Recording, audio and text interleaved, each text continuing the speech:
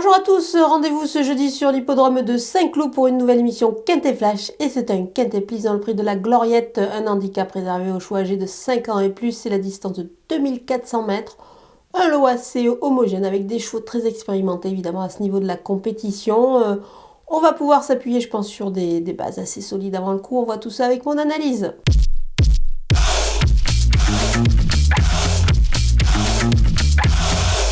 On attaque avec mes bases et le numéro 2, Srifralo Green.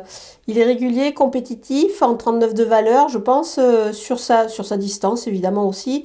Et il court bien sur sa fraîcheur, donc on peut dire qu'il a vraiment pas mal d'atouts dans son jeu. Et il peut pourquoi pas s'imposer dès ce jeudi. Le numéro 8, le Petit Prince Adi, il va évoluer sur une distance un petit peu plus longue que précédemment.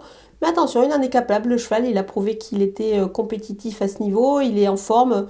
Donc voilà, c'est pas mal du tout. On peut le tenter en The Show, c'est-à-dire trouver le deuxième de la course et sur le site theturf.fr.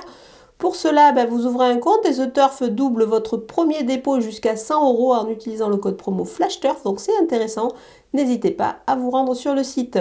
Le numéro 5, Pique-Nique Royal, était plutôt plaisant sur l'hippodrome de Cagnes durant l'hiver. Il a prouvé qu'il pouvait rivaliser évidemment à ce niveau de la compétition sans aucun problème. Donc moi j'y crois pas mal dans cette épreuve. Les opposants avec le numéro 7, Nation, il a pris 2,5 kg sur sa récente victoire, mais je pense qu'il demeure compétitif dans cette catégorie-là, surtout vu le lot.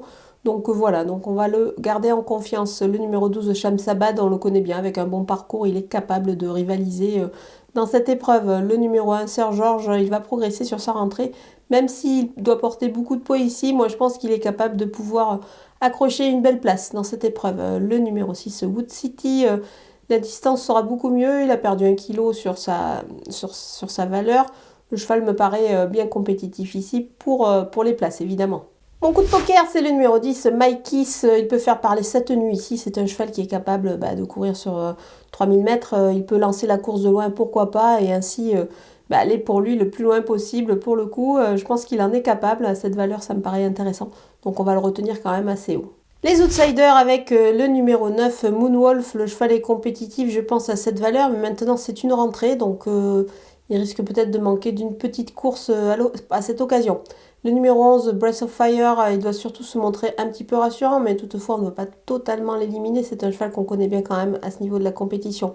Le numéro 3, Joey Up, il sera bien mieux sur cette distance, je pense, mais en 39 de valeur, c'est pas facile pour lui, donc c'est pour ça que je l'ai mis un petit peu plus bas.